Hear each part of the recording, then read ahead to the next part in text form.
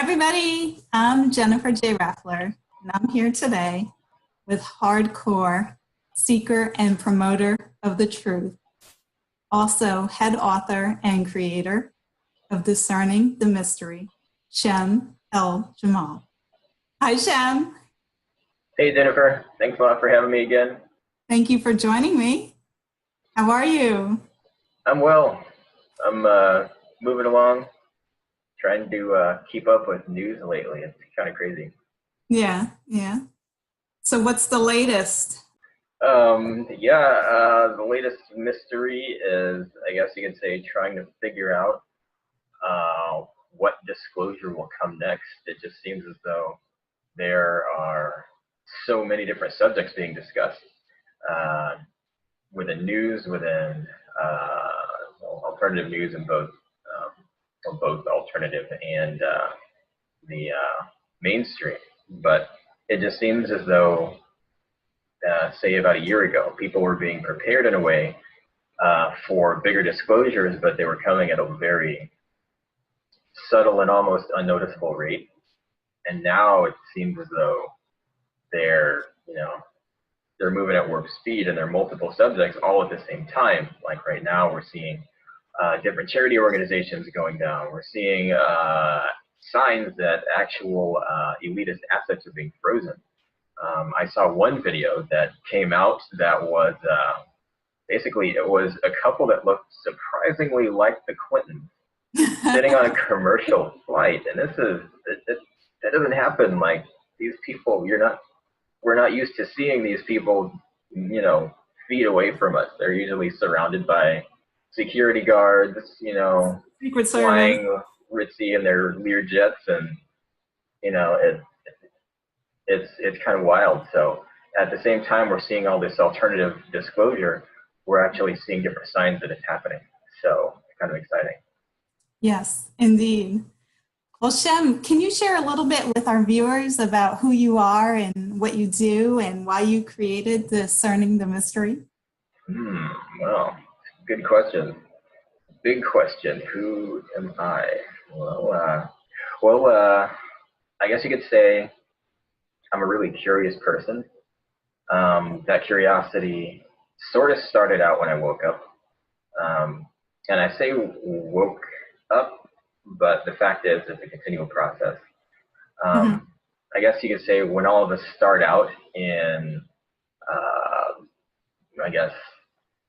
conformist, everyday society, in a state of, sleep, there's really not much that, not much that we notice, not much that we actively seek or actively desire to learn. But for me, I sort of started out in organized religion. I was part of a Christian church that sort of taught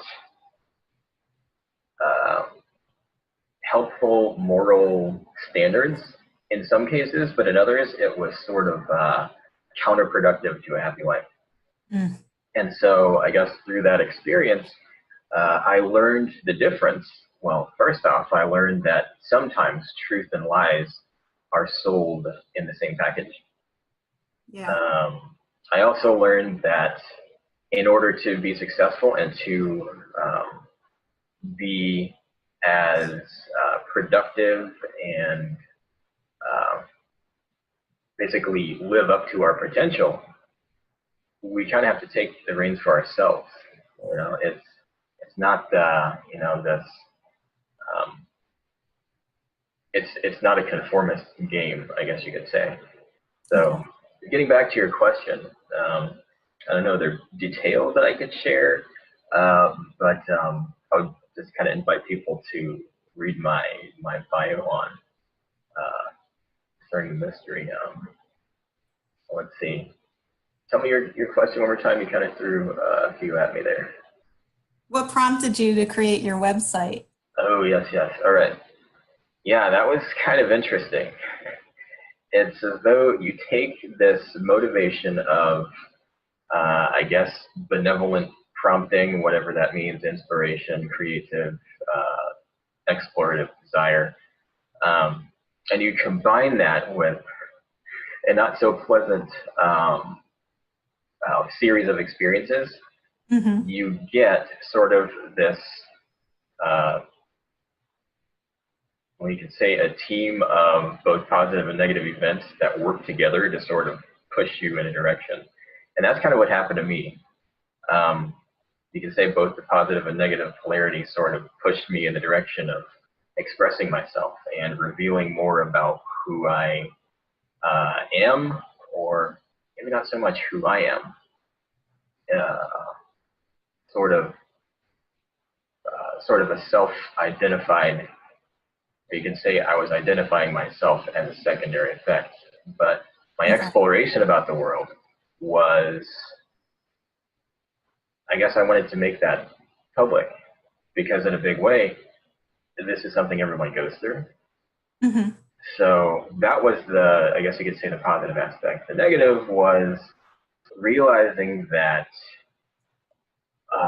not so much, well, of course, everyone has an issue of coming into their own and going through their own awakening experience, and I wanted to help people with that. But at the same time, I was receiving or experiencing so many different examples of people, I don't want to say missing the mark, because that sounds kind of judgmental or negativistic, but it's, I mean, sometimes it can be true, but I guess I saw examples where people were missing things that I felt were obvious, Mm-hmm. missing observations that I was making and appreciating and realizing in my own awakening experience.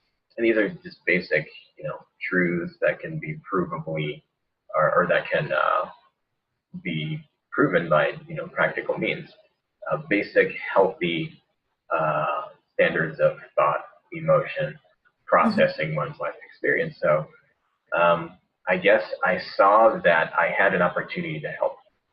Wow. And that's what sort of prompted me to start DTM, discerning my own mysteries.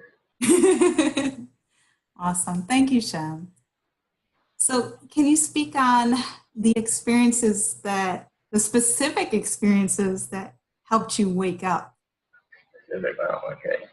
And if any of those are related to abductions or experimentation, ETs, military, anything like that ring a bell, please share. Okay. Well, I guess with regard to helping with awakening, I would say it was a combination of other people who were conscious, as well as basically a comparison between, say, the people that I was maybe, leaving behind, say, an organized religion, versus the people I saw that had something more. I think one of the reasons that I woke up was because I realized there was knowledge that was relative to my own. This is sort of getting back to your first question. But there was knowledge that was very relative, very similar to my own, but I saw people were, they were learning this knowledge completely outside of any doctrine, like completely outside the Bible. And I was, floored. This was like my first experience. I remember sitting, I think I was sitting down, and I was allowing myself to sort of process what was actually happening. It was like for the first time my whole life, I was taught that this one book, the Bible, was basically the entire truth I needed to know, and that no one had any more truth than this, and, if anyone told me otherwise, they were a liar. And, yeah. But for the first time, I realized that these truths are scattered around everywhere. They're in, ancient knowledge. They're in history. They're in science. They're in pretty much everything that we experience on a day-to-day basis. They're not just in this one book. Yeah. And not only that, but I saw these truths in greater detail and in greater levels of elaboration within different types of different avenues of learning. I think the one I studied at first was called pathwork. Some might be familiar with that. Pathwork. Kind of older. That's right, yeah. And another was I was really big into martial arts before I had to quit due to health issues. But one thing I studied was called soft style martial arts, basically energy movement, meditation, basically disciplining a person's inner body and inner being, basically their energy bodies, so that they can be more functional in the real world. I guess that's, so you can say I started with energy work. But one key, I guess, awakening, I guess you could say, was a meditation called Key Fireball Meditation. And I won't spoil it for anyone who wants to try it, look it up, but you could say that this is a way to prove to oneself that we do not stop at our skin. Ooh. It was very eye-opening, I'll put it that way. Okay. So getting back to your question, are there any experiences? There are actually quite a few. We have time. Okay. All right, so there is one. This stands out. I mean, I've been over this a dozen times in my head trying to figure out what exactly happened. But, all right, so here's the story. I was out with a friend. We decided to go to a coffee shop. And we go to this place. We sit down. We decide to sit outside because it's a nice day. It's kind of warm. We get our food, we sit down, and I noticed that the person, my friend, she's sitting across from me. It's kind of a circular table. We have the food in front of us. And I see, basically, my friend is sitting there, and just behind her is someone who has his back turned. This person, I've never really seen him before in my life. He is a chain smoker, apparently. So I don't smoke. The smoke kind of bothers me. Yeah. But luckily the wind was kind of shifting, so it didn't kind of come my way too much. But I was talking to my friend, and I noticed that it's really difficult for me to form sentences, and this doesn't typically happen. I've heard of stories like this since then, and actually before then, but one of the things that I noticed was that, well, I'm having trouble thinking of what I need to say. And this doesn't normally happen at all. Like, I'm telling my friend this story, or, talking to her about something, and I'm telling her that, kind of having an issue. Don't know what it is. According to what I've heard from whistleblowers, there is certain technology. You could say it's directed energy weapon based. And basically, they'll aim this beam at you, sort of. I don't know what the technology is. If you want to look it up, Washington State Fusion Center released something on this. I think I wrote a little bit about it. But it's a technology. It's electromagnetic waves, or I believe it's microwave based. But they're sent into the brain. They can sort of do different things to the mind or the body, or the brain or body. And so, not sure if that was the case, but all I know is that it was difficult for me to think in that moment. But that was only the beginning. So we took care of that via a number of different means. And then we noticed that this person is talking. Sounds like he's on the phone. So we figure, okay, he's talking on his cell phone. He's having a conversation with someone. We can't hear what he's saying, but it's pretty clear that his intonations and the things he was saying were conversation-based. This isn't a person who's mumbling to themselves or, mumbling under their breath. They're clearly talking to someone, it seemed. Yeah. And so we figure, okay, he's got a phone. But we see he's not holding anything. And we did an experiment where, we sort of noticed him, not advertently. He's turned around. We're not turning around and gawking at this guy, but both me and my friend at different times, we got up, we walked around him, and we noticed that there's no earbud. There's no phone. This guy is having a coherent conversation without any earpiece. And that actually relates to another article I wrote on voice to skull technology. And if you saw this guy, I mean, I'm describing this, but this sounds sort of like a scene out of a movie. I mean, if you saw him, he was fairly thin, sort of frazzled looking. His eyes were sort of sunken in. They had sort of dark circles under them. And this was only part of it. The next part is basically him turning around, looking directly at me awkwardly for an extended period of time, and then turning back around and continuing talking. And he did this several times in a row. It became pretty clear it seemed fairly clear that he was almost having a conversation about me, or I got the feeling that he was relaying information, but I'm scratching my head trying to think, why in the world would someone want to surveil me? And, I'm trying to think of all of the technology and preparation it would take to track me down and, sit by me in a coffee shop. It sounds like it's out of a movie. And so I'm kind of in disbelief, but still, that's what happened. So, Okay. So take that for what it's worth. To clarify, you don't know this guy. No, never seen him before. Okay. He's having a conversation with himself, Yeah. but he's not having a conversation with himself. He's actually talking to somebody else. It sounds like it. Earpiece, no phone, no electronics that you can see anywhere. Yes. Okay. And you have no mental illness, correct? No, not at all. This has never happened to me before that I know Okay. of.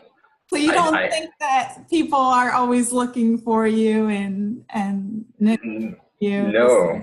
I mean, I'm even in disbelief now. It's like, there has to be some other explanation. Like what? I'm not some, big time whistleblower or anything. I've never, been military or anything. Okay. I can remember. So when you were talking to your friend and you couldn't form sentences and you couldn't think straight, do you think that interference was coming from him? I don't know.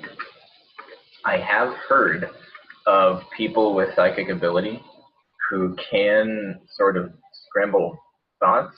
I'm not sure. I mean, I've heard of both the technological means and the psychic means.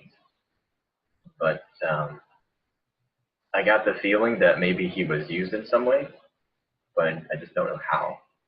And that look that he gave you. Yeah. Do you think that he knew you? Or do you think he was just thrown there? Like, how could somebody know that you were going to be there with your friend? Like, what are the chances that somebody would know you would be right there and they would send this guy at the same exact time? I'm not sure. I mean, I have heard of, I have heard of news that, we were chatting on social media, and I have heard that, that's kind of surveilled in some ways by either CIA, NSA, some agency. Somebody's keeping tabs on that. And the thing is, we don't always know who is keeping those tabs. So that's really the only possibility I can think of. But why you? I don't know. My theory is that the abductions that I've experienced were both ET-based and military-based. Because I saw repeated instances that there was a human component to it. I don't remember seeing people except for in waking life in these strange situations like these. But there was clearly something to this. I mean, basically, I remember distinctly when this guy turned around. I think he turned around like 3 times. And the look on his face it told me, I don't really want to be doing this. I don't feel good looking at this guy, but I'm being told to by someone else. That was the vibe that I got. He didn't say that. I don't know what he was saying with this conversation, but that was sort of the feeling I got from the look. Okay. Do you think there was some kind of scan going on your retinas when he was looking at you? Yeah, I don't know. I don't know why they needed to scan my retinas if they already knew who I was. True, true. Possibly windows to the soul. I don't know, but why would Uh, they look at you head on? I think good question. I don't know. You know, it makes me think there was a reason for it. Yeah, I mean, I know with voice to skull, according to what I read, there are technologies that are designed to read thoughts. They can Mm, tell what you're thinking. okay. Um, I don't know what they would be looking for. Apparently, there's a big part of my memory I'm missing, and I guess that's the part I'm trying to get back. So, but there was another time that there was another human component. This was, I guess, it was fairly strange. It left me with you could say, a disturbed feeling, but it was sort of a reality check for me. Okay. And I won't share too much about this just because it was a little more confrontational than the other. It wasn't mean, it wasn't angry, it was just strange. Okay. Um, so I lived in an apartment before I was in this one. And there was a store by where I lived. I would drive to the store, I'd drop things off, I'd do shopping, whatever. And one day when I came back, there were a number of people, about 3 people, waiting for me. Or it seemed like, well, I won't say waiting for me. They were standing right by where I park. It was in the parking lot to my apartment. And so they're just sort of standing, pacing around, not really looking like they're doing anything. And so I park, I get out of my car. I have a cane at the time, so I get my cane and I guess I take my bag out of the car. So I'm walking with this cane, and basically this gentleman starts a conversation asking, um, do you remember us? He didn't tell me his name. I've never seen this person in my life. Um, didn't introduce himself. Didn't tell me any story to say, my car broke down, or, the thing you might expect from a total stranger. Sure. But this guy, I guess part of why they were waiting was they wanted to get in the building because they didn't have keys to the security door. But I had this strangest conversation with this person over and over again. They would ask, do you remember us? And eventually it became annoying. I'm like, what's your deal? Yeah. And one of the things they said, now this was a time when I was basically bedridden. I didn't work. I was on disability. Hmm. Um, and I didn't go out just because it was very painful to walk at that time. And so I didn't go anywhere. Okay. But one of the things these people said was that we used to walk around. I said, no, I don't remember you. That was one of the times. And he said, yeah, we used to walk around and talk all the time. I didn't walk with anyone. I didn't walk with anyone. And so, I've had strange dreams where I was walking around in a parking lot like my own. But still, these guys I've never seen these people in my life.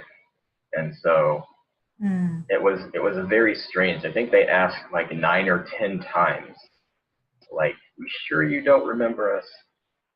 Wow. And that was, I guess I left that conversation pretty confused, but also it was, I guess I had I was basically sick to my stomach. It was sort of like my body knew something was very wrong, Oh but my gosh. Yes. Yeah. yeah, there was like no recollection, no memory of anything. So, and these people, they weren't in like, I can't say they were military. I can't put my finger on any like type of organization they would have worked from. They just look like people that you would meet in the neighborhood. Like I could tell they were fairly well off, well dressed, well kept, and would say muscular, not like bodybuilder muscular, but Tone. well built. So yeah, I'm still scratching my head with that one. Okay. Do you think that was a test? Because if you remember them, possibly you would remember other stuff that they want to be suppressed. And so by asking you if you remember them and you saying no means that you forget the stuff that they don't want you to remember. And they're probably just making sure that you're in that spot where you have no memory still. Is that a possibility? I would think so. I mean, I've never had a conversation like that in my life. I mean, these guys they were nice, like on the outside. All I saw was, you know, they were courteous. They opened doors for me even, Wow. which was pretty strange. It's like, according to everything I see, these people are normal, but I'm having this strange reaction, and the conversation just doesn't make sense. Wow. Your stomach's like, something's not right here. Yeah. I got into my apartment. I locked the door, but I didn't feel safe even with the door locked. Yeah. Just because if they were involved in some way with these abductions, doors don't mean anything. Yeah. So it's like I'm sort of standing there, taking everything in. I think I still have my bag in my hand from the store. And, you know, I think I called somebody up and I asked them if something like this ever happened to them.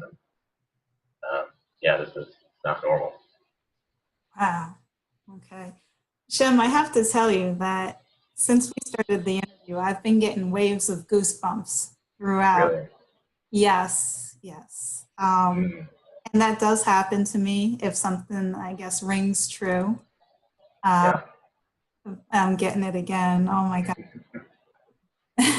For the amount of interviews that I have done, I've never felt this goosebumps. So. Yeah, I've felt, wasn't really goosebumps, but and this is one of the many physical symptoms that I've kind of recorded, but when I wake up at night and I have a suspicion that I might have been taken, there's always this feeling of all of the hair in my body standing up on end. Sometimes, you know, when people get that kind of sixth sense or that animalic sense, you get the hair on the back of your neck standing up. Yeah. This is like the entire room fills up with static charge, and every hair instantaneously stands up on your body. Wow. And that's happened a couple times, like out of nowhere. But that was one of the signs that I would look for when, you know, I knew something was up, like something's, going down. Okay. So. Are you feeling that now, or have you felt it since we started recording? Oh no, there are different things I felt like as I'm sitting here, but not quite that. Can you share? About now or before? About now?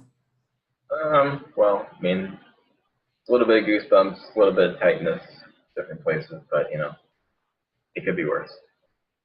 Okay. But yeah. When we spoke in the past, we weren't doing an interview, we were just chatting. You mentioned to me that there was some type of interference where you couldn't speak and you couldn't form sentences similar to that time in the coffee shop. So yeah. What were you talking about with your friend, and what were we talking about that you needed to be scrambled or whatever? See if there's any relationship between the two conversations. Well, I think usually it's about subjects that, I guess, members of the truth community or subjects that would be categorized as awakened subjects. Okay. Different sources talking about planetary changes, that kind of thing.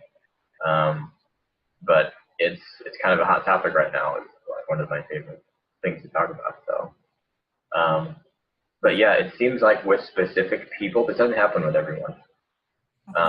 But with specific people, there tends to be that strange, I don't know, interference, I guess you could say. Mm-hmm. But yeah, there are actually several. I've tried to record different instances of, or record via memory, different instances of physical symptoms that could sort of prove that, you know, something's happening to me at night. And the static, that's one of them. I didn't actually see, static like arcs or anything like that. But this is kind of strange. This is where it's not just me involved with this. This is like instances of where my bed would be like physically jarred, and this wasn't just once. This was actually happening to me on a nightly basis for a number of years. Oh my And so it's one of those things where it's like, okay, I don't really have the luxury of doubt that, something is happening. I can't say what because I apparently sleep when it happens and wipe my brain every time. So, but yeah, it's like every night, right at that moment when I'm about to fall asleep, there's this bump. And I wake up, I look around, and of course, there's no one there. Sometimes the bump is harder. It's like someone's angry. Like, I don't know if this is their request. I don't know if there's some free will deal going on where if they bump and I protest, I say, go away or something like that, then leave or what. But somebody wanted me to know they were there. That sort of became clear, as consistent as it was and as often and direct as it seemed to be. So that happened to me for about 2007, 2008. It started around 2007. It started, well, this was kind of strange. At one point, I was sleeping on a futon, and you know how solid futons are? There's not much give or there's not much bounce to them if you bump into them. So there was no bumping at that time. However, there was a sniffing sound, and it happened at the very same time I was falling asleep. It was like an animal sniffing? Well, it wasn't like an animal. It was like someone deliberately sniffing once. It was just the sound of, and I convinced myself that it was me because who else could it be? There's no one else here.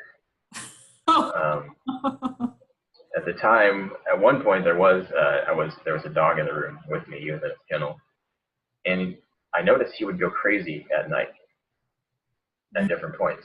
And it was right when I was about to fall asleep. He would just go nuts, and I didn't know why.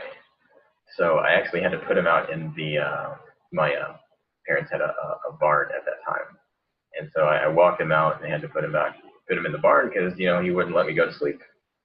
But I had a feeling that he may have been trying to warn me about someone that wasn't supposed to be there. Wow. So yeah, that was another instance of, I guess, the physical signs something was going on. So the sniffing, do you think that was human or do you think that was ET? If it was, then you would see it, right? Well, I mean, I have a feeling that it was ET. I felt like there was both an ET and a human component to them.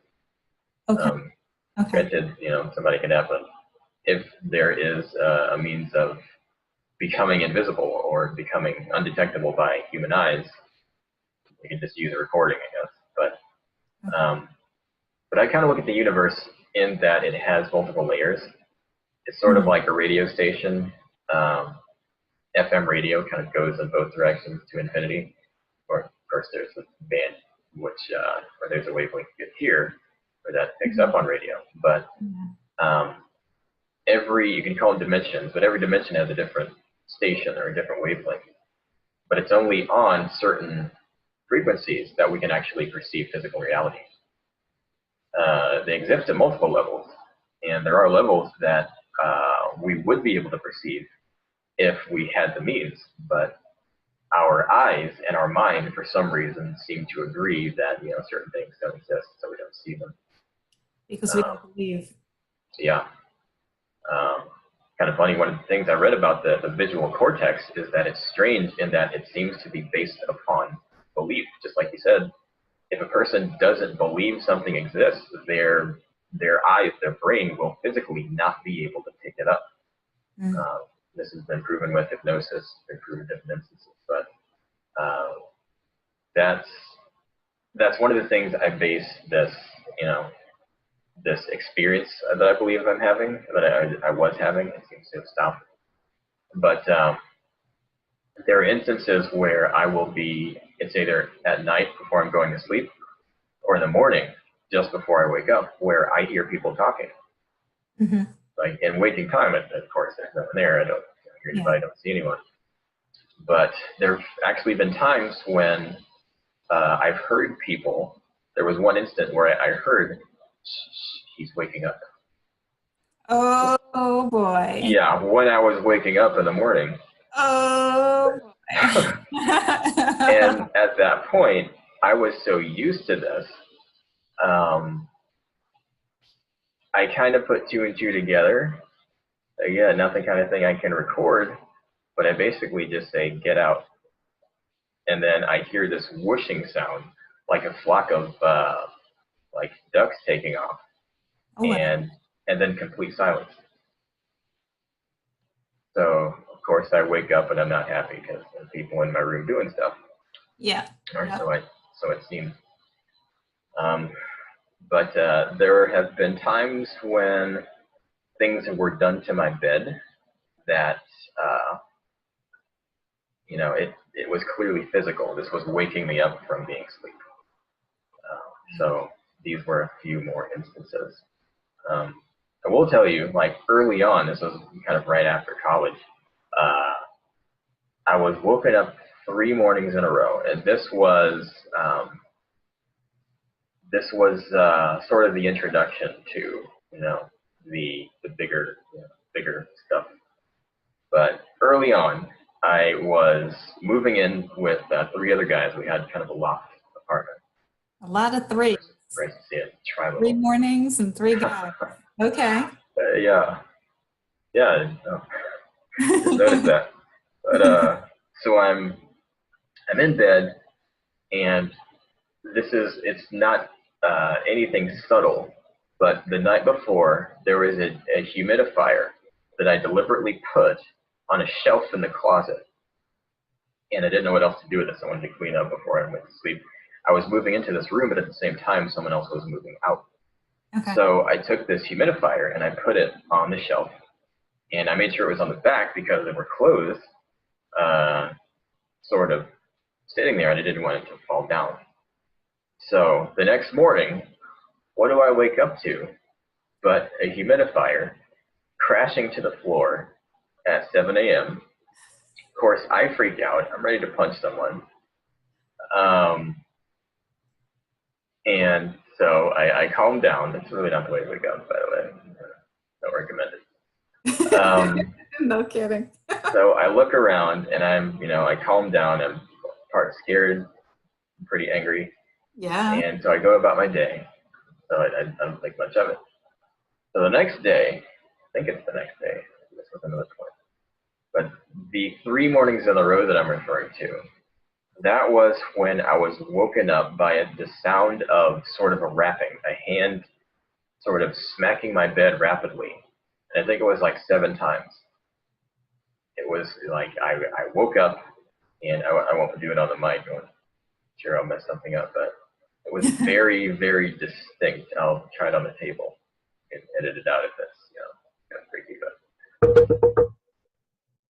like that was the sound. And the next day, the first day, of course, I wake up, and this is like right next to me on my bed. I feel the vibration on the sheets. I hear the sound with my ears. Mm-hmm. And of course, I look around, there's no one there. And I have the feeling that it's a small hand. It wasn't a normal human size hand. Okay. But so the next, nothing really comes of it. So the next day, I hear the same thing.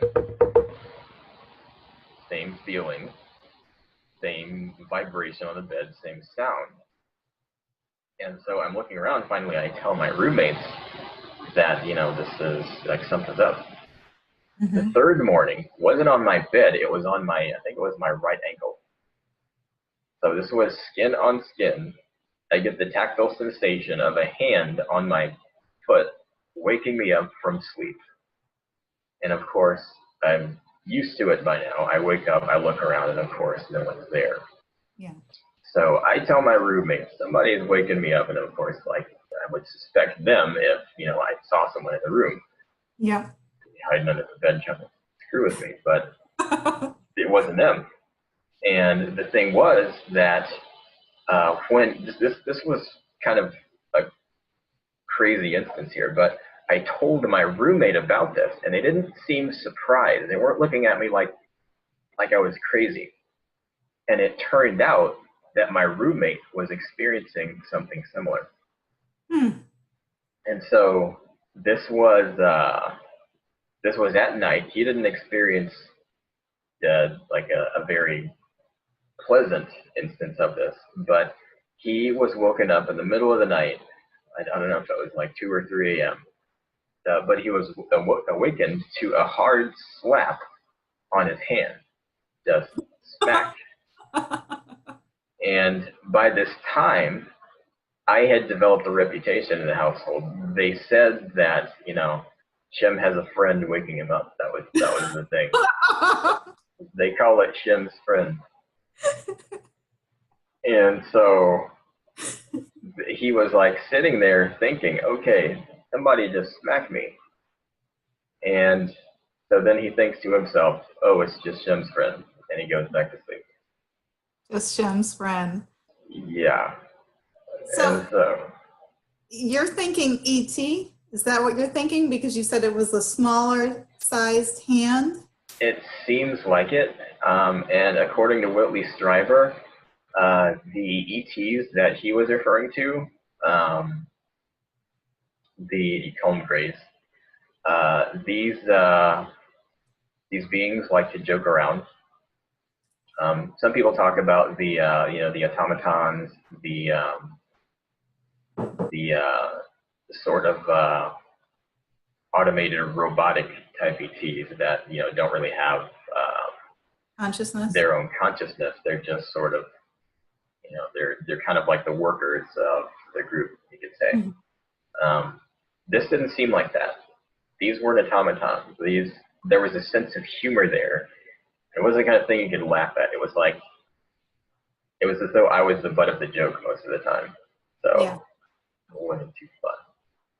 So if I was to tell somebody that something like that was happening to me, I'm pretty sure that they would suggest that it was a poltergeist or some kind of spirit or something like that. Yeah. I mean, and that crossed my mind. I guess at that time I wasn't really privy to the whole idea of ETs. I was awakened, but I was still skeptical about the whole ET deal. Like, people describe these grays. Like, I saw Close Encounters of the Third Kind when I was a kid, and here's the thing: I couldn't bring myself to look at the ETs. For some reason, the image of these grays just scared the bejeebies out of me, and I couldn't look. I had to cover my eyes, like I was terrified. And so I thought, okay, this is just a science fiction deal. Then I started to remember, this was back early in childhood, I started to remember different things that had happened to me as a kid. And the time, it's funny, people ask me about the whole ET deal. I forget that I saw one as a kid. This was this kind of goosebumps. This started out as a time when I would wake up, I would have sleep paralysis. I couldn't move, my eyes were open. And out of the corner of my eye, I knew that there were at least 2 other people in the room. People, not people. ET. Well, people. People in quotes. Yeah. Okay. They were just standing there staring at me, and it annoyed me. It was sort of scary. I couldn't move my neck. And so this happened for a number of times. Finally, one morning, I woke, well, it wasn't actually a morning. This was a time when I woke up, this is just out of the blue, I woke up in a cold sweat, my heart racing, scared out of my mind with no clue as to why.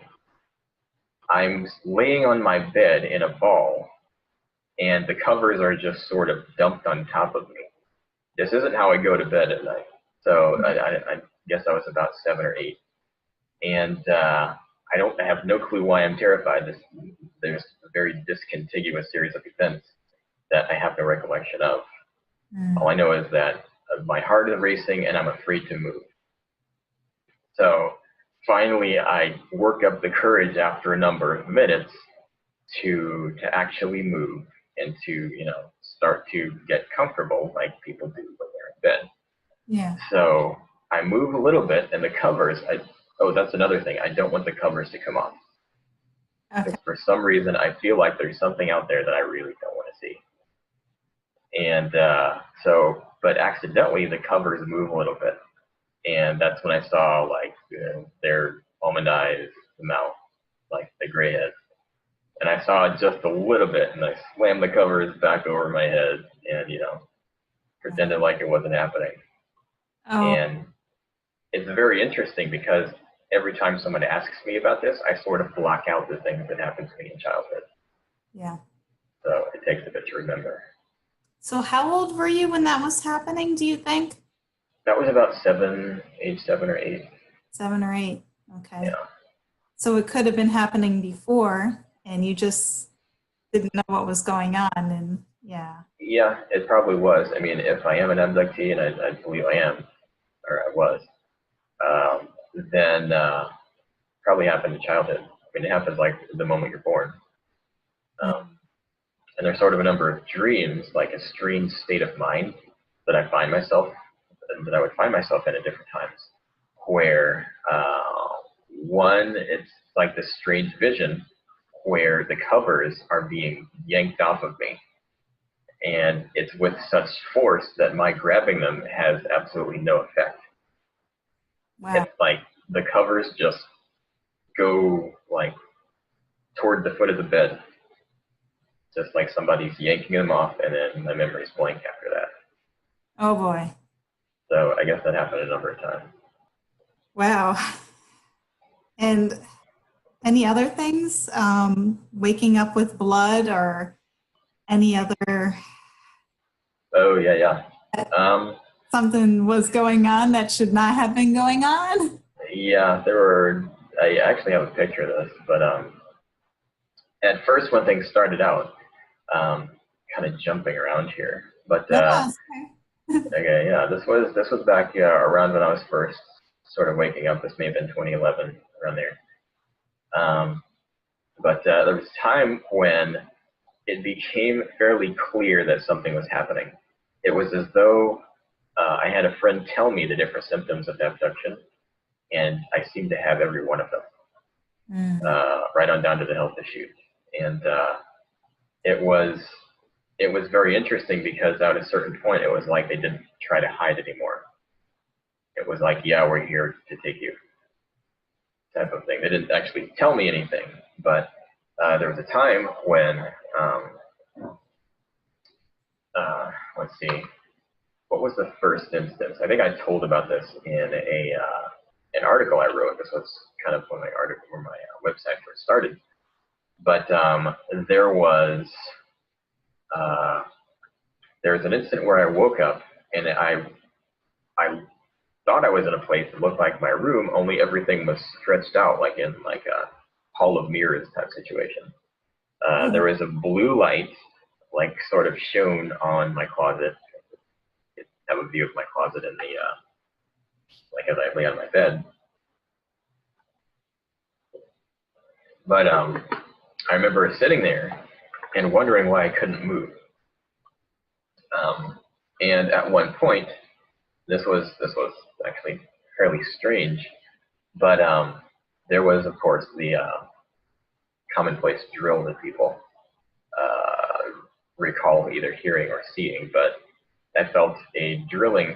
Did I feel it? I don't know if I felt it. It was not a good sensation. But it's sort of a strange thing to describe because the sensation I felt, I don't really know if there was a sensation or if my mind is sort of trying to imprint that over it. But one thing I do remember is that my tongue curled up into a ball and went to the back of my mouth. What? Yeah. How is that possible? Well, from what I know, I'm not an expert on biology or physiology, but as far as I know, that happens when the heart stops. Oh my Lord. So apparently, if there is some technology for, some advanced anesthetic, that is how they do it, apparently. But that's just a guess. I don't know. Stopping and restarting your heart is going on? That happened once. At least that was the vision. That you recall? Yeah. So that was sort of the first overt experience that I have that told me. Well, I say first. There were many, but it was a new level of realization, let's say. So after that point, that's when the blood spots started. That's when the times where I woke up in the morning and I knew something wasn't right. I heard someone in the room, or that's when that stuff started. One of the distinct memories I had was always, I would hear, it was fall time. It was like September, October. There were leaves on the ground and they hadn't been raked. And I would hear crunching of leaves outside, like right by my window. And I would tell my roommates these things. There's a very distinct time when I would tell them, but first I'll finish this one aspect. So I'm laying in my bed, I hear leaves crunching, and I close my eyes deliberately because I don't want to see what's coming. I don't know if there's any way to stop it. So, but it's pretty clear you feel, at that moment, you feel eyes on you. And when I close my eyes, sure enough, it's like somebody is shining a laser pointer on my eyelids. Like you get that, that feeling you get if you close your eyes and someone has a flashlight and they're kind of doing a back and forth deal. That's what I got through the blinds of my window. So it was pretty clear something was happening, and I guess it was traumatic enough that I didn't want to know what it was. I didn't want to look to see it coming. There were times when I did see it coming, and that was just so bizarre. But first I'll tell you about the incident where I'm telling my two roommates about this. This is another house beside the one with the wrapping on the bed.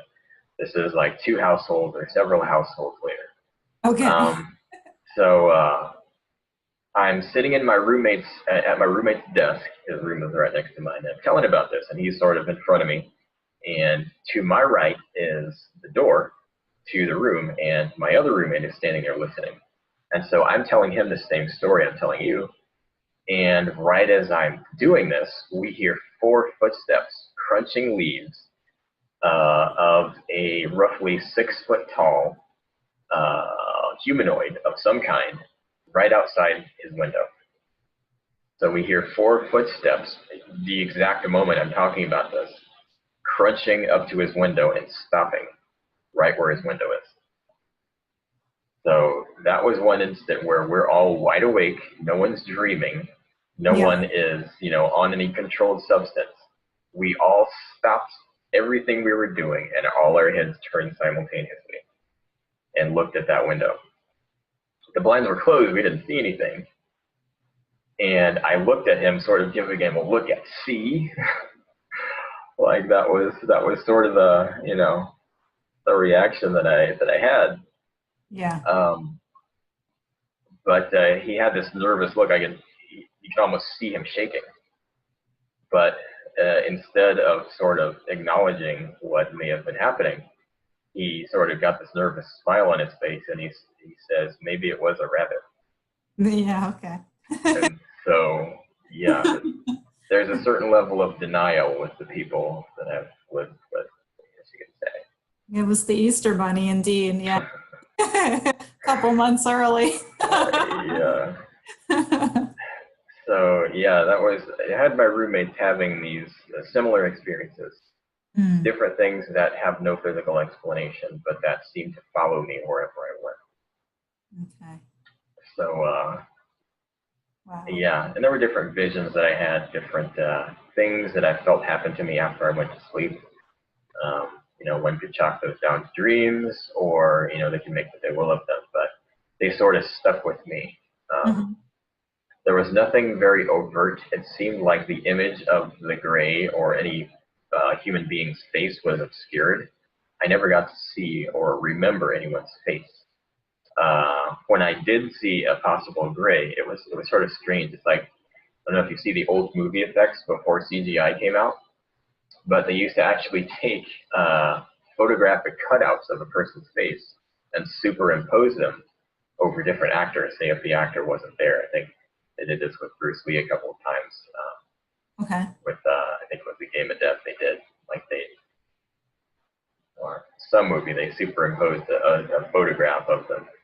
Mm-hmm. But that was what it was like. I was like being walked. I remember being walked down a hallway, looking at this 3-foot-tall being who I can only guess was gray, with a human face, a humongous human face superimposed over his face, like an illusion.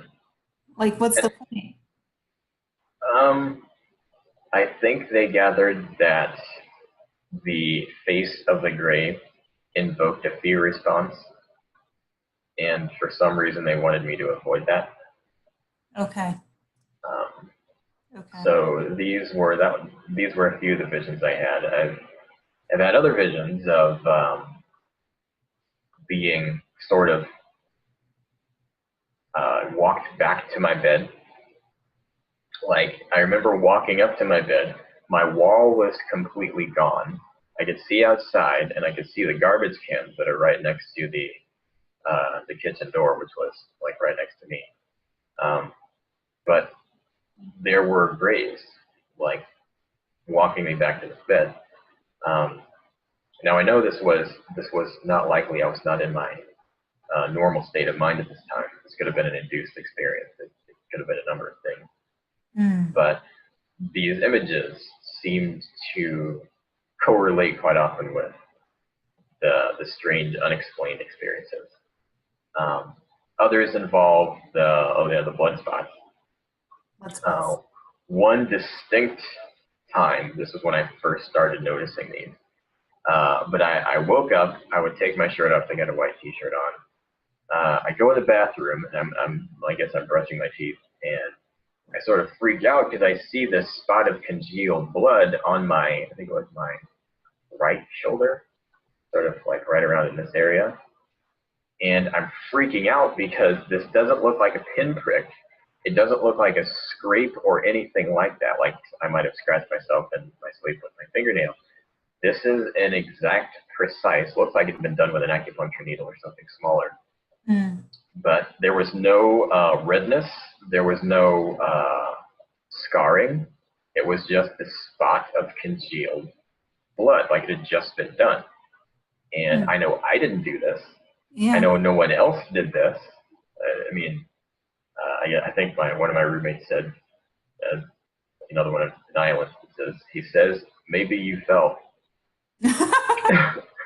Like, between the time of going to sleep, taking my shirt off, and falling in such a way as to make a surgical puncture wound on my shoulder, putting my shirt back on, and then getting back into bed. Yeah. But anyway, I guess the train of logic one would have to follow is that somebody did this while between the time I fell asleep and the time I woke up. Yeah. And then put my shirt back on afterwards.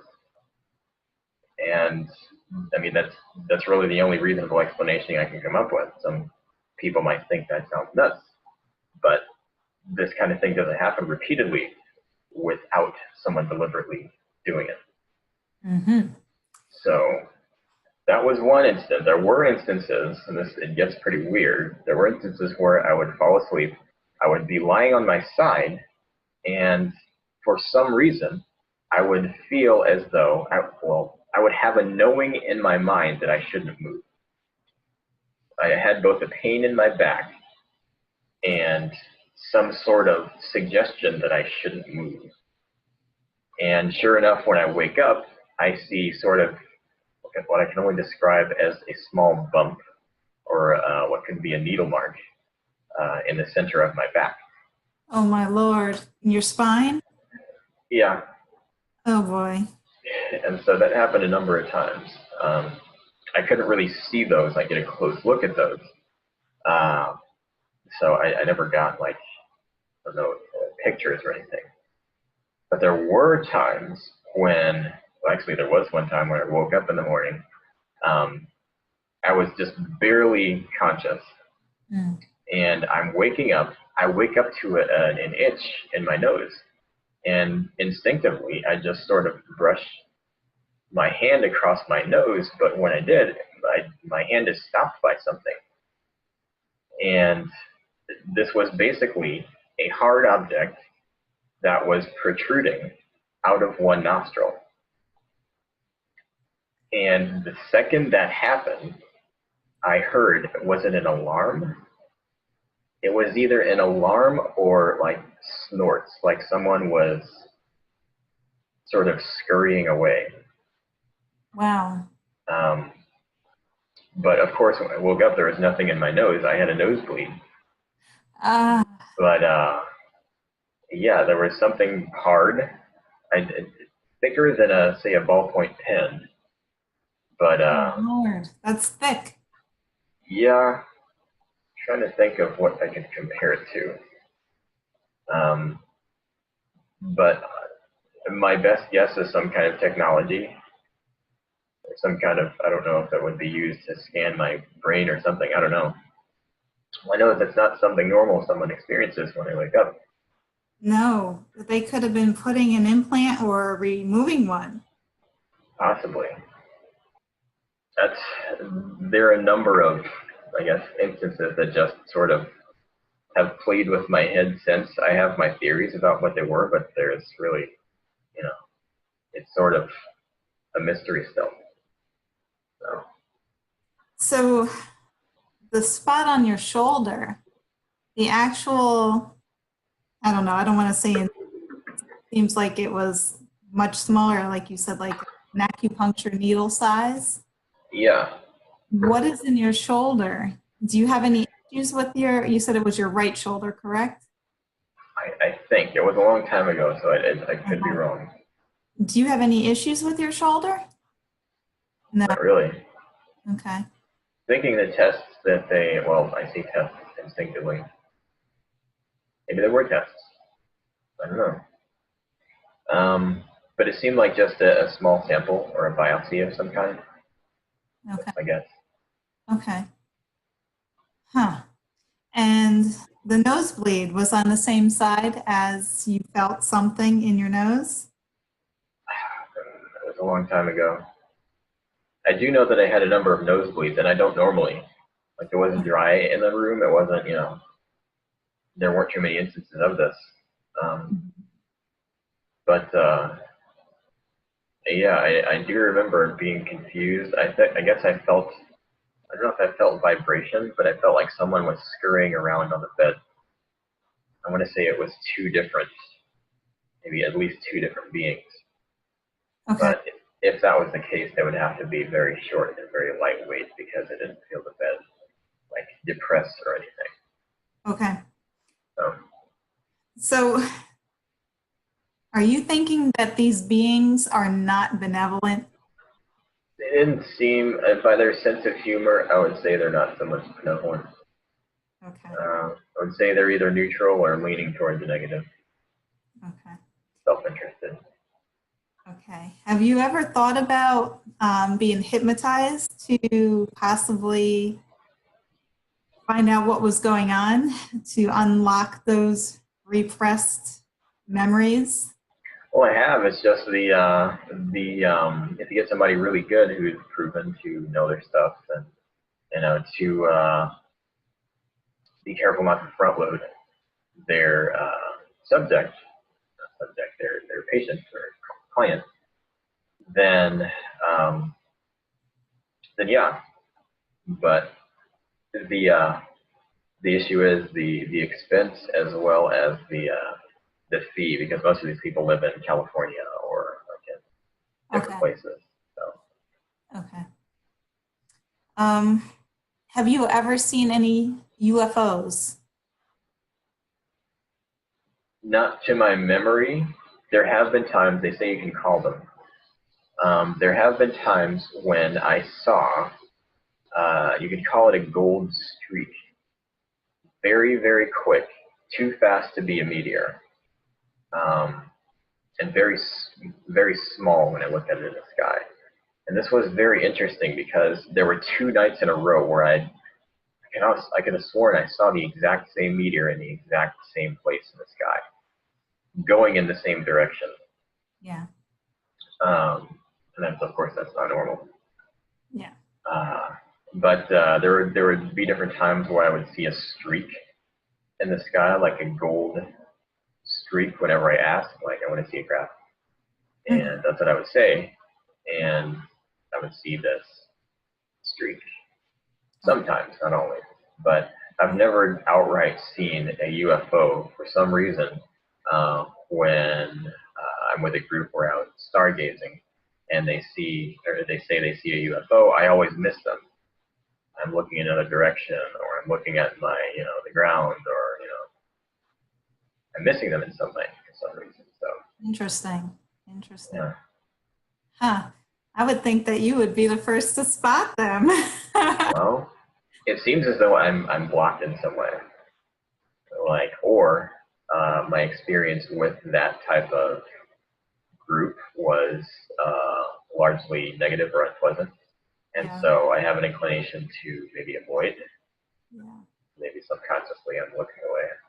There was one instance. I think I told about this on one other article I wrote. This was a while ago, but this was when I may have told you about this. This is when I got up and I picked up the tennis ball and tried to lift it with my mind. Did I tell you about that? I don't think so. If you, okay. But you didn't talk about it during this interview, so feel free. Okay, so this was after a while of going through these strange experiences at night. I mean, I had been through times where I was physically being lifted out of bed and carried by at least 10 different, short beings. Like I was staring at one right in the face. I remember. But there was one instant where it wasn't physical. It was sort of a vision. I could say it was a dream, but I woke up with that static electric feeling. Okay. So I knew that there was something, just like there was something energetic going on in the room. Yeah. So I felt like it was more. But the vision I had was I was sitting in what I can only describe as, one of those massage chairs where it faces you forward and sort of it has your neck and whatever exposed so that you can, I can get at, your back and stuff. But I was sitting in something that was similar to one of those. My head was, I don't know if it was fixed. I don't remember moving my head very much. And I can't remember moving my body very much. I don't know if I was restrained because I can't remember moving or trying to move. But what I do remember is this large pizza pan sized plate, or I would call it a maze or a puzzle. And some people might remember these. They're little games. It's like a ball. There's a ball bearing and a maze. They're like these little plastic. Oh, in the sphere, right? Not so much. Well, this wasn't so much a sphere. This was like a smaller version. This was before handheld games for kids or cell phones or anything. But it's basically a piece of plastic, a maze, and a ball with and the maze had holes in it. You had to get the ball into the hole of the maze. Oh yeah, the cardboard back. Yeah. Yeah. It was like one of those. Only this was the size of like a large. I can only describe. It was cylindrical. It was almost the size. It was bigger than a pizza box. But I felt like it was one of those games, but my hands were restrained. I wasn't using my hands, and this plate wasn't moving. I was using my mind. Mm. The ball looked, it was metallic, it was silver in color, and it was the easiest thing in the world. And this was very strange because I don't remember being telekinetic. Wow. Um, but this was I was flabbergasted at how easy this was to move this ball wherever I wanted it to go. And I was just doing this, and I was kind of proud of myself. Like, wow, I'm doing what I thought could never be done. And Mm-hmm. of course, I'm thinking about this afterwards. At the time, I'm just experiencing it. But I remember walking around in this facility, whatever it was. I got the feeling there were other people around me doing the same thing. Um, at least sort of something to that effect. There wasn't just the one chair. There were other people around me. Okay. I don't know if there were people observing or what, but there was one instance where I was walking by a window. I saw it was nighttime outside, and I saw a flock of geese walking sort of down a slight slope, like on the landscape. This was close to the window, Okay. but probably no, geese don't stay up too late. They kind of go to sleep. They like find a brush or like a safe place, and they go to sleep for the night. So I know these weren't geese. When I got up, I'm thinking to myself, like, I know about screen memories, or people tell about screen memories where they're given a substitute image when they're not supposed to remember what's actually happening. Okay. And this was, I have a feeling that those were grays, like probably the automatons or PLFs. That's what it is.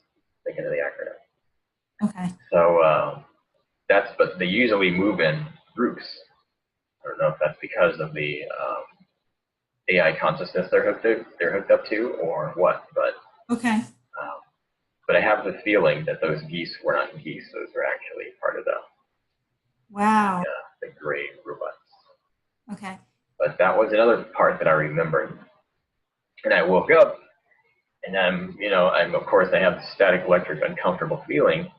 So I feel the need. I have to go turn on the light because I got to make sure no one else is here. Like no one's hanging out in my room spying on me. And of course, there's no one there. So, but at the same time, I'm excited because like I'm saying to myself, "Wow, I'm telekinetic. I got to try it out." So I pick up the tennis ball, and I'm looking at the ball, and I'm trying my best to move it, but nothing happens. Mm. So yeah, I don't know what exactly it is that I experienced. Was it real? Was it a vision? Was it on the astral plane? What was it? I think it was real. Yeah, I have a feeling that there was some reality to it. I mean, it's like it seems like part of these they're like edited memories. So that's what they feel like. Okay. Like there's a real aspect to them, and there's something else. If by chance I was abducted and I was experimented upon in these ways with regard to like telekinetic ability or anything else, then chances are there were a number of exercises that I was put through. It wasn't just one. Yeah. And who you are when you're awake is a different dimension than who you are when you're sleeping, and because we're multidimensional, there's different aspects of us doing different things in different dimensions at the same time. Yeah, like those different frequencies. Yeah, exactly. So you not being able to move that tennis ball at that density, probably that ability can't exist. Is that a possibility? I think so. I'm looking Okay. forward to finding out. But yeah, due to the dreams that I've had, it's as though I'm supposed to work on different things, even though if they seem impossible right now, like say moving things with my like sort of extended energy or with my mind or um, I mean it's kind of interesting lately. Those are the dreams that I've been having. For some reason I would start moving things with my mind. It's as though someone's encouraging me to try this out. And it goes a little bit farther. Like one dream I had where I was moving things with my hands, sort of at a distance. I was pushing them, I was pulling them across the table. The next night, I had a dream that I was moving things with my mind, and I didn't need to use my hands. I can't remember what it was that I was moving. Smaller objects. The third night, I dreamed that I was in a big room of people. As I say, dream. This was a while. This was maybe several weeks or maybe a month after these two dreams happened. But after this, I was in a larger room with a number of people, and there was sort of a stage area in front of me, and there were different people around.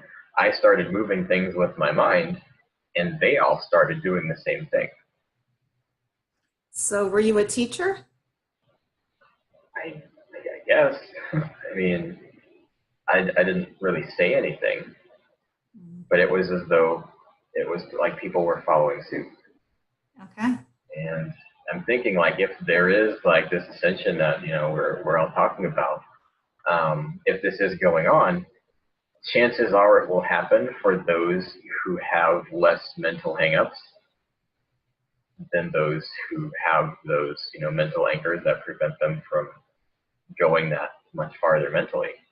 Yeah. And I guess maybe my sense of normalcy has been worked on to the point where it's more easy for me to believe, I guess, in possibilities that other people might not accept as possible.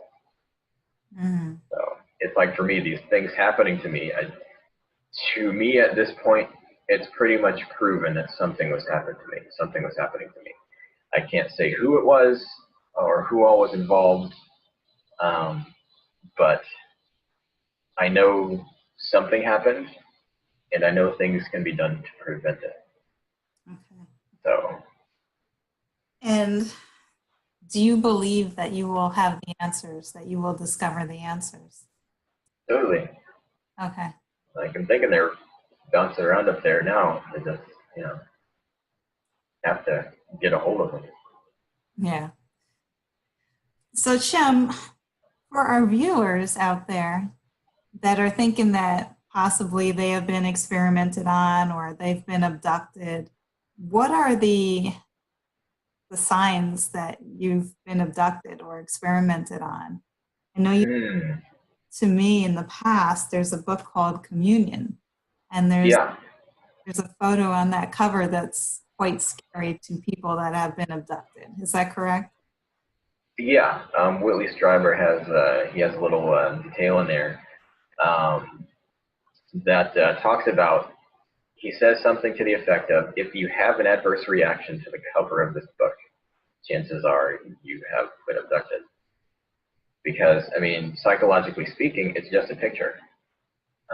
If a person is not familiar with that image, it's just, a weird-looking being, no big deal.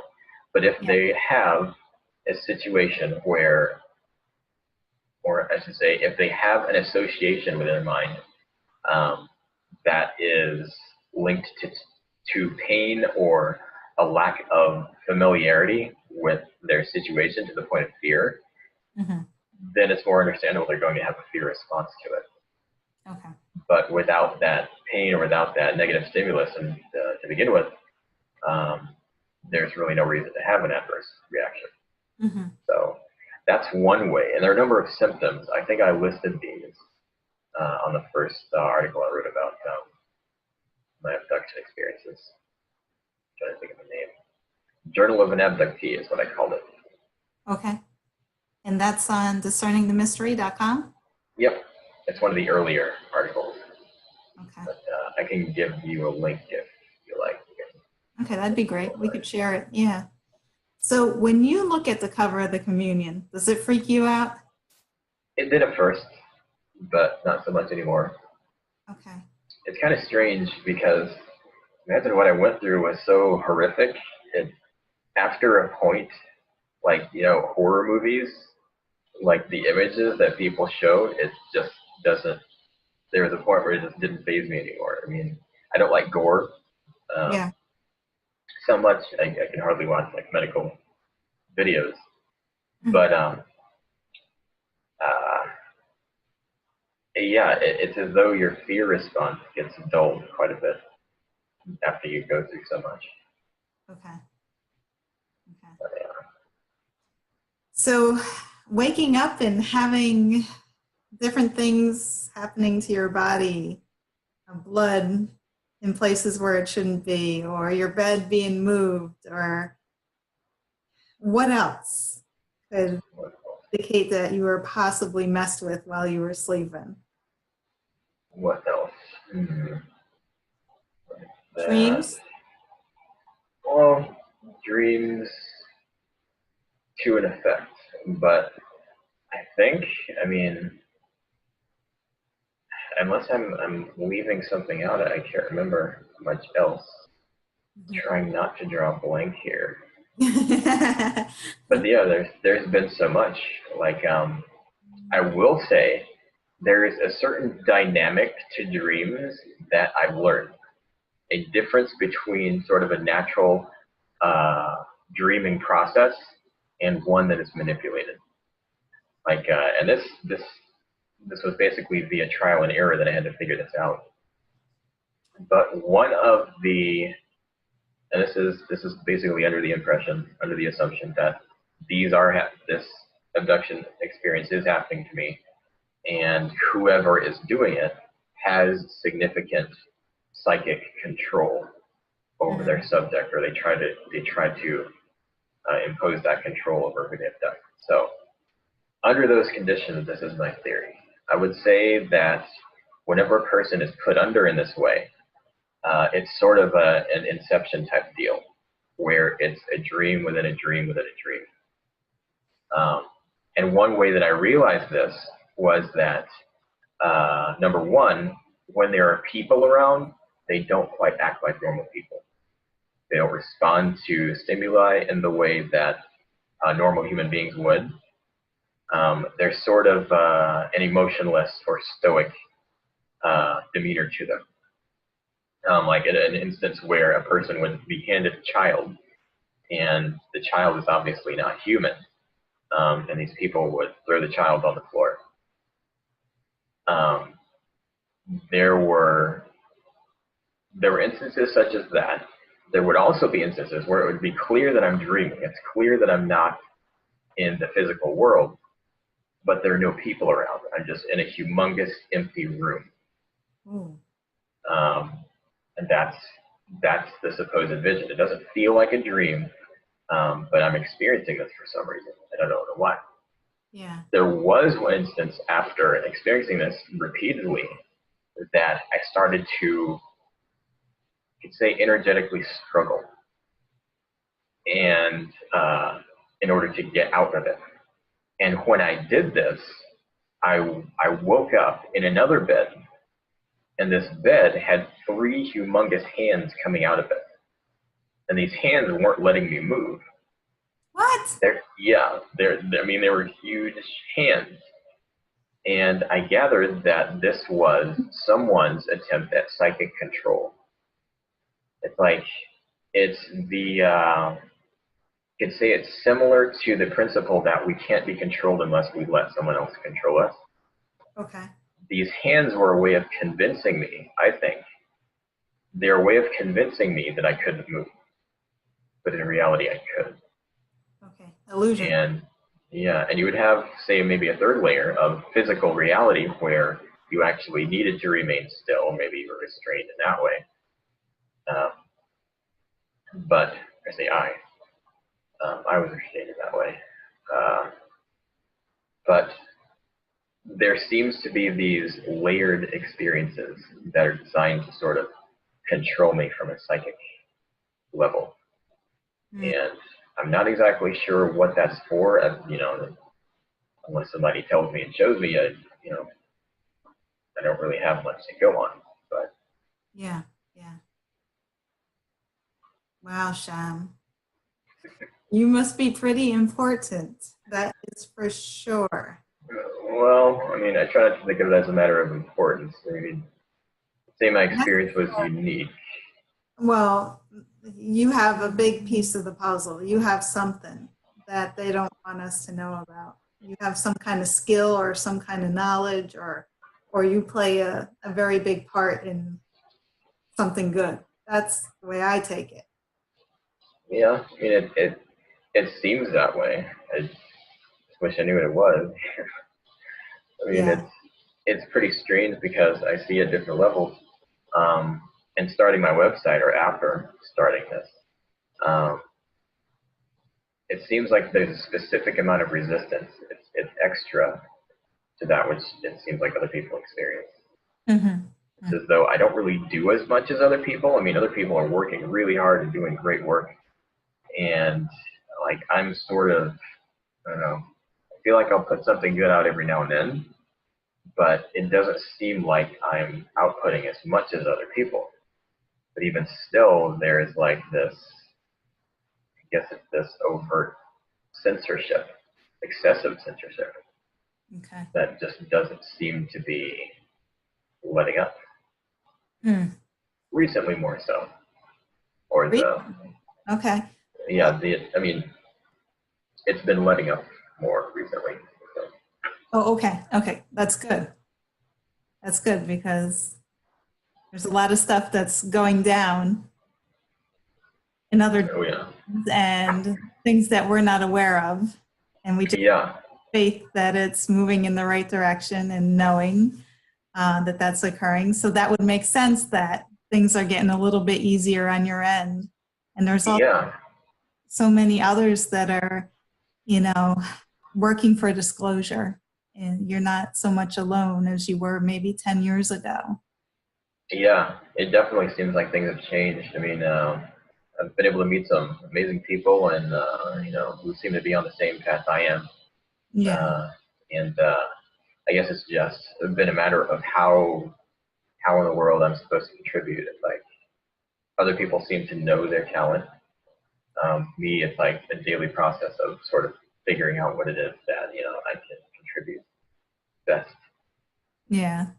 Well, whatever it is, it's something huge because you're getting it from all angles, or you were getting it from all angles to repress whatever that is coming out. Yeah, it seems like it. And So weird.